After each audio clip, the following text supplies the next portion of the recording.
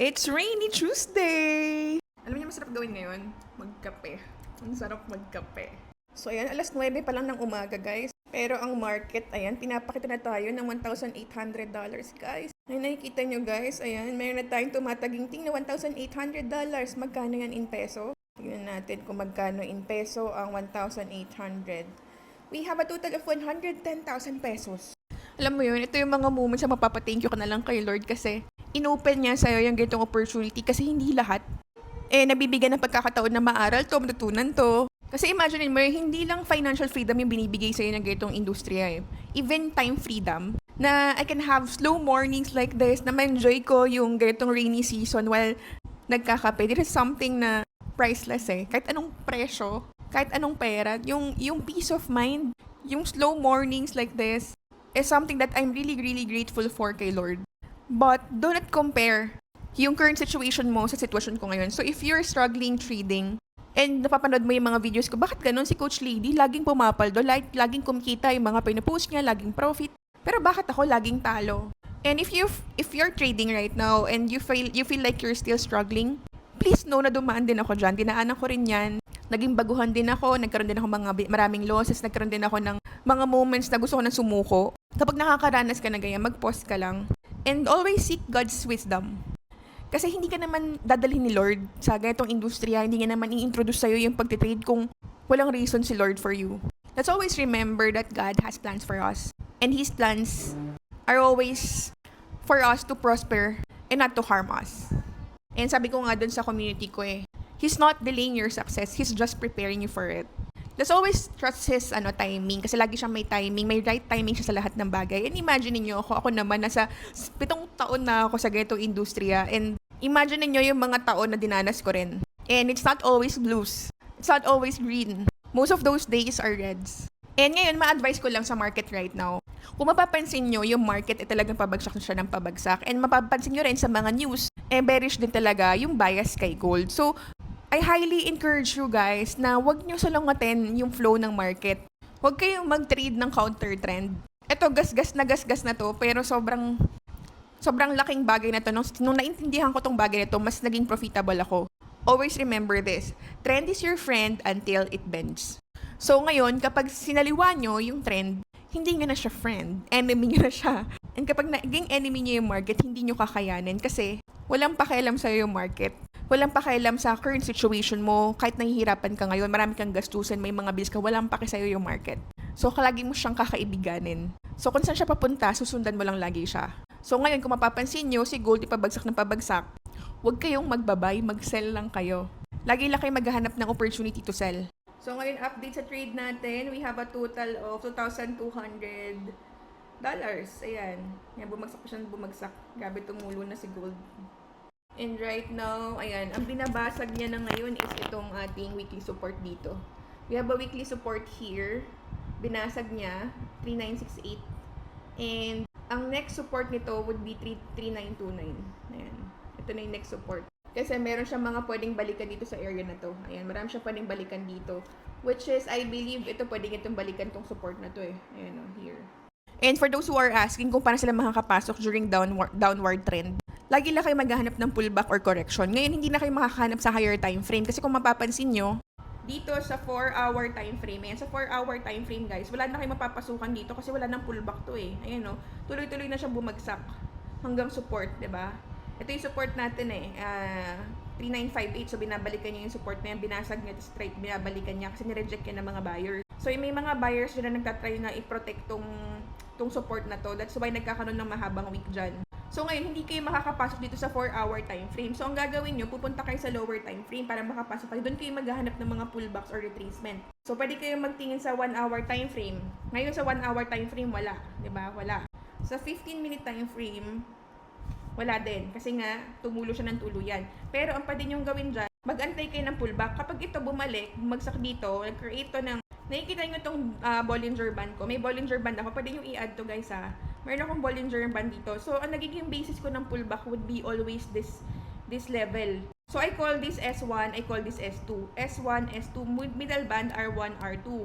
So, itong S1 natin, kung mapapansin nyo, nire-respect yan ng market. Ayan, dyan siya nagbabounce. So this could be considered as your retracement. So pagbagsak niya dito, 'di ba? Pagbagsak niya dito, nag-retrace siya. Pagbagsak niya dito, nag-retrace. Pagbagsak niya dito, nag-retrace ulit. So every time na nagkakaroon siya ng retracement dito sa area ng ating S2, pwede niyong pasukan 'yan. So yun yung retracement natin or correction. So doon kayo pwede magkaroon ng opportunity to buy. For example, papakita ko sa inyo, dito sa M15 guys, paano kayo nakakita dyan ng mga retracement? Kasi kung mapapansin nyo, di ba sa 4-hour time frame, wala na kayong mapapasukan dyan, di ba? Kasi tuloy-tuloy na yan. Pero dito sa 15-minute time frame, kung kayo nandito, etong mga pullback na yan, pwede nyo pasukan yan, di ba? Say for example, ito, umakyat siya dito sa ating resistance, sa Bollinger Band natin, and then bumagsak siya. And then umakyat ulit siya sa resistance, bumagsak ulit sa support. Umakyat sa resistance, bumagsak ulit sa support. So itong mga area na to, this one, here, pwede nyo pasukan yan. Hanggat nagbabounce siya dun sa resistance natin, sa dynamic resistance natin sa Bollinger Band, pwede nyo pasukan yan. Pwede kayo mag-sell dito, mag-sell dito, mag-sell dito. Ayan. Bumagsak ulit siya, umakyat ulit sa resistance, mag-sell ka ulit dito. Bumagsak siya dito, umakyat sa resistance, mag-sell ka dito. So, lahat ng mga pullback na yan, pwede niyong pasukan yung mga sell na yan. Kasi opportunity yan eh.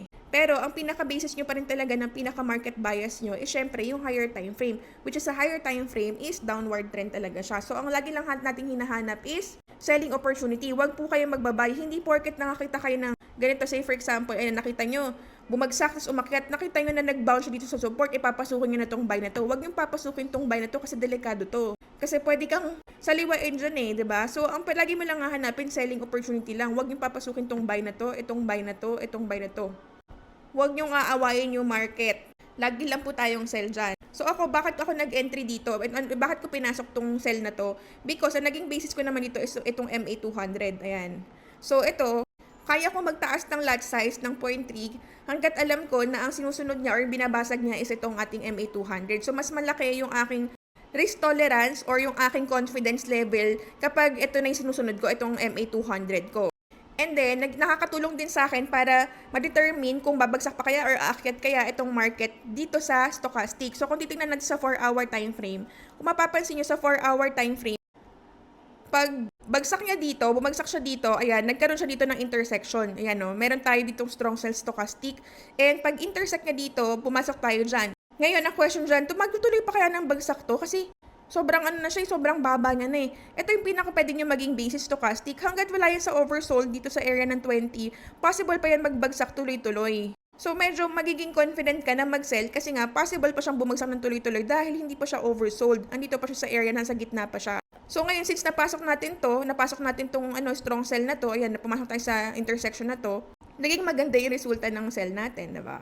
Tapos, sasabay nga lang ng pagbabasa ng mga news. Tignan nyo kung kamusta ba yung tension ngayon sa war ng Middle East, tsaka ng Iran, tsaka ng US. So, hanggat merong tension dyan, potential, pwedeng bumagsak pa rin si gold dahil yung inflation pataas pa rin ng pataas and yung Federal Reserve potential pa rin talaga magtaas ang interest rate. So hanggat ganun pa rin talaga yung tono ng Fed, pwede pa rin kayong mag-sell. So pwede nyo pa rin i-keep yung sell nyo. Not unless magkaroon ng news na yan na okay na, nagkaroon na ng peace talk talaga, nagkabati-bati na, bumalik na sa dati, okay na yung supply ng oil, hindi na daw magtataas ng interest rate o pwede ba sila magbagsak pa ng interest rate. Kapag ganyan na yung mga news yan, pwede nyo nang i-close yung mga sell nyo or huwag na kayong magsisell.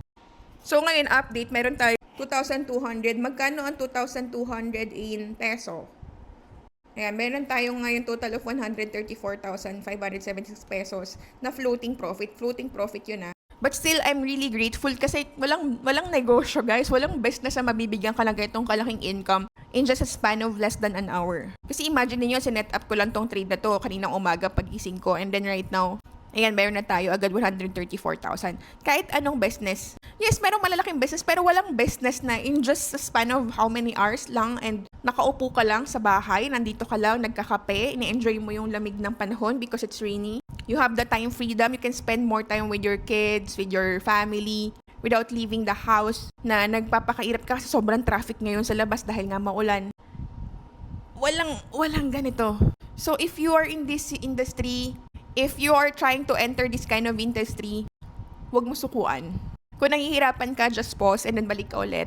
And then just pray. Lagi mo ipag-pray kay Lord. Kasi siya yung makakatulong sa'yo na mas ma-maintain yung tamang emosyon.